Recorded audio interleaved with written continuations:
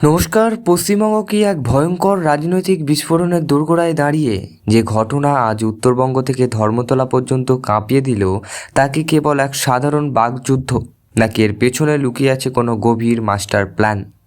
ভারতের ইতিহাসে সম্ভবত এই প্রথমবার দেশের সর্বোচ্চ সাংবিধানিক প্রধান রাষ্ট্রপতি দ্রৌপদী মুর্মুকে সরাসরি রাজনীতি করার কাঠগড়ায় দাঁড় করালেন বাংলার মুখ্যমন্ত্রী মমতা বন্দ্যোপাধ্যায়। কেন হঠাৎ রাষ্ট্রপতি বলতে হলো? মমতা দিয়ে আমার ওপরে কি রাগ জানি না। আর কেনই বা মুখ্যমন্ত্রী পাল্টা তোপ দেখে বলছেন বিজেপির এজেন্ডা বেচতে পাঠানো হয়েছে? আজকের ভিডিওতে আমরা পর্দার পেছনে সেই সত্যগুলি উন্মোচন করব, যা মূলধারার মিডিয়া এড়িয়ে যাচ্ছে। আমরা বিশ্লেষণ করব কেন এই সংঘাত আসলে বাংলার আসন্ন বিধানসভা নির্বাচনের ভাগ্য নির্ধারণ করতে চলেছে। আপনি কি তৈরি? কারণ আজকের তথ্য আপনার পায়ের তলার মাটি সরিয়ে দিতে পারে। ভিডিওটি শেষ পর্যন্ত থাকুন, কারণ শেষে আমরা এমন এক প্রশ্ন তুলব যা সম্ভবত নবান্নের রাতের ঘুম কেড়ে নেবে। বাগডোরাগায় আন্তর্জাতিক সাঁওতাল কনফারেন্স আদিবাসী সমাজের কাছে এই দিনটি অত্যন্ত আবেগের। সেখানে উপস্থিত ছিলেন রাষ্ট্রপতি দ্রৌপদী মুর্মু, কিন্তু মঞ্চে উঠে তিনি যা বললেন তা যেন গোটা রাজ্যের রাজনৈতিক অলিন্দে ভূমিকম্পন তৈরি করলো। রাষ্ট্রপতি সরাসরি অভিযোগ করলেন আদিবাসী মানুষকে এই অনুষ্ঠানে আসতে বাধা দেওয়া হয়েছে। একবার ভাবুন, দেশের রাষ্ট্রপতি বলছেন তার অনুষ্ঠানে আসতে সাধারণ মানুষকে রুখে দেওয়া হচ্ছে। এটা কি সাধারণ গাফিলতি, নাকি এর পেছনে রয়েছে কোনো প্রশাসনিক ষড়যন্ত্র? রাষ্ট্রপতি আরও এক ধাপ এগিয়ে প্রশ্ন তুললেন, বাংলার আদিবাসীরা কি আদেও সরকারি সুবিধা পাচ্ছে? আচ্ছা, রাজ্য সরকার কি ভেবেছিলেন রাষ্ট্রপতি কেবল ফ্রিতে কাটাতে এসেছেন, নাকি সরাসরি রিপোর্ট কার্ড চেয়ে বসবেন?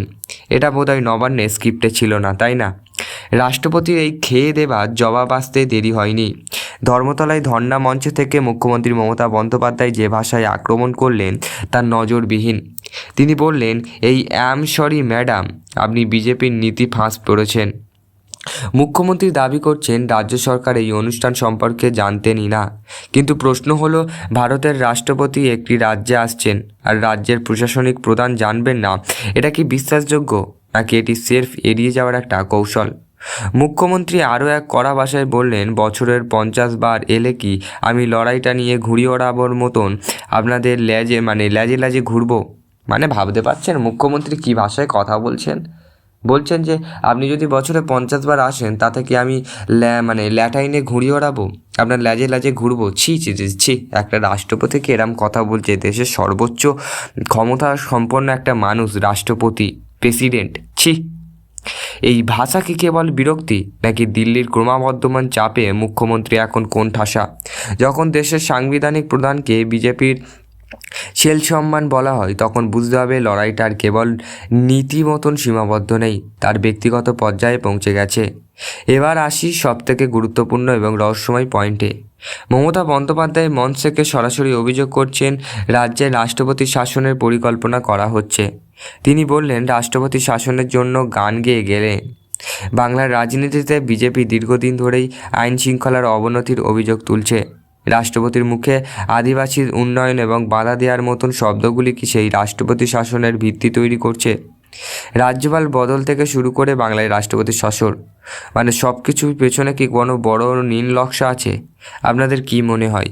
জানাতে ভুলবেন না।